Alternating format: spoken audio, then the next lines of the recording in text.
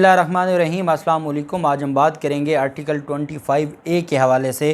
Article 25A right to education, ये हर शहरी को हक़ देता है कि जो लाजमी तालीम है वो फ्री दी जाएगी हर पाकिस्तानी शहरी को, और जो एजुकेशन का हक़ है ये भी फंडामेंटल राइट दिया गया था और ये 18वीं तरमीम में ये तरमीम की गई थी। लेकिन बदकिस्मती ये है कि आज तक ये जो बुनियादी हकूक़ है इस पर अमल दरामद नहीं हुआ।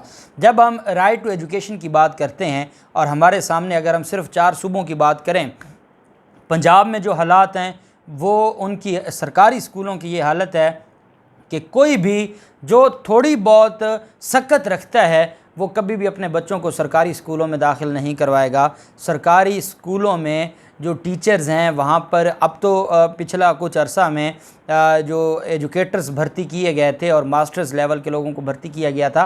पहले तो मैट्रिक और मिडिल पास भी पढ़ाते रहे और वो सरकारी स्कूलों में बैठे रहे और मैक्सिमम FA तक लोग थे और जो सरकारी स्कूलों में पढ़ाते रहे। अब पाकिस्तान तहरीक इंसाफ की जब हुकूमत आई तो इन्होंने जो इक्वल एक सिलेबस था वो बहुत बड़ा एक स्टेप था कि एक जैसा सिलेबस हो और उसमें बड़ी अहम चीज़ें शामिल की गई थी। उसमें जो इस्लामियात के हवाले से इस्लामिक जो टीचिंग हैं वो भी शामिल की गई थी और वो एक ऐसा सिलेबस था जो एक अच्छे मुस्तकबिल का ज़ामिन था। बदकिस्मती से जब हमज़ा शहबाज की हुकूमत आती है पंजाब में, इन्होंने वो ख़त्म कर दिया मसावी सिलेबस का जो कंसेप्ट था। दोबारा वही जो हमारा 30 साल से सिलेबस चलता आ रहा था वही सिलेबस और वही कहानियाँ इन्होंने दोबारा शामिल कर दी। जो असल चीज़ है वो है चेक एंड बैलेंस नहीं है।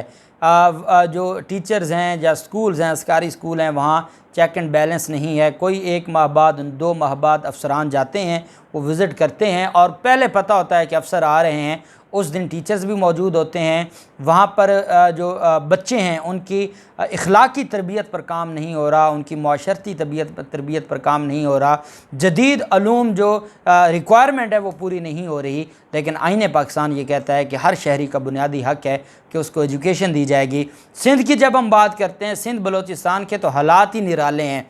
सिंध बलूचिस्तान में तो वहाँ पर जो ज़्यादा सरकारी स्कूल हैं वहाँ पर तो वडेरों ने जानवर बांध रखे हैं, वहाँ पर तो शादियों के फंक्शंस होते हैं, वहाँ तो कई सालों से टीचर्स नहीं हैं, स्कूल बंद पड़े हैं और हज़ारों ऐसे वहाँ पर सिंध के अंदर ऐसे जो स्कैंडल सामने आए कि जो टीचर्स मौजूद ही नहीं थे, वो एग्जिस्ट ही नहीं करते। फेक जो लिस्टें बनी हुई हैं और उन फेक लिस्टों पर हज़ारों टीचर्स की तनख्वाहें हर महीने जो सरकारी ख़जाना है सिंध का वहाँ से जारी की जाती हैं और वो फिर जाली अकाउंट्स के ज़रिए आसिफ जरदारी और इन लोगों के अकाउंट्स में जाती हैं। फिर जो बलूचिस्तान के हालात हैं, सबसे बुरे हालात बलूचिस्तान में हैं। वहाँ पर तो जो वडेरे हैं वहाँ 2 तरह के, एक वो हैं जो बिल्कुल पिस गए हैं, उन पर आज तक हमारी हुकूमतों ने, हमारे इदारों ने वो तवज्जो नहीं दी जो उनका हक़ था। उनको तो बुनियादी सहूलतें भी नहीं प्रोवाइड की गई। और जहाँ जो वहाँ पे वडेरे हैं वो 2 तरह के हैं। एक तो वो हैं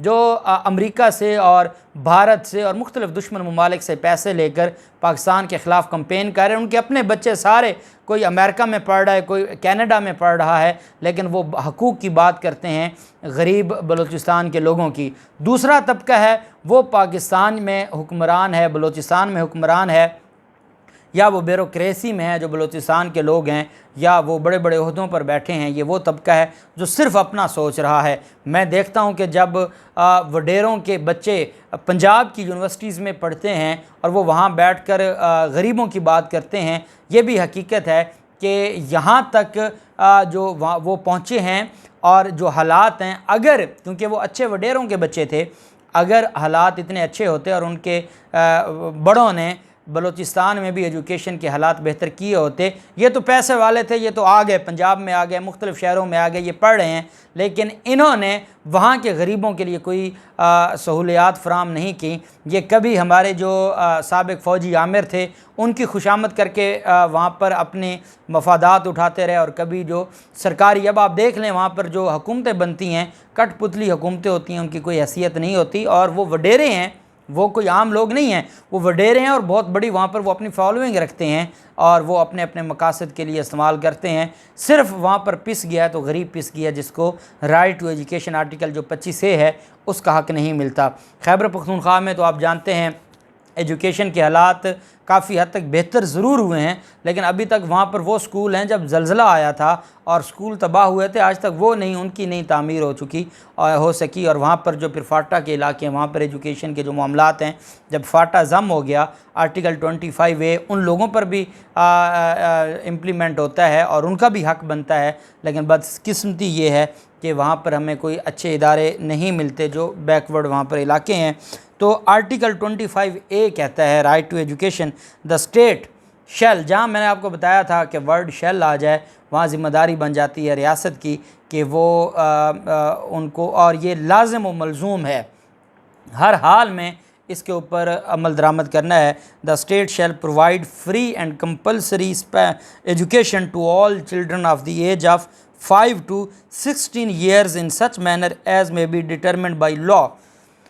आईन पाकिस्तान का आर्टिकल 25A ये कहता है कि ये रियासत की ज़िम्मेदारी है कि 5 साल से 16 साल की हर बच्चे को जो लाजमी तालीम है वो फ्री दी जाएगी और ये रियासत की ज़िम्मेदारी है। अब आप देखें कि क्या रियासत अपनी ये ज़िम्मेदारी निभा रही है, क्या रियासत अपनी इस ज़िम्मेदारी से बरी ज़िम्मा हो चुकी है।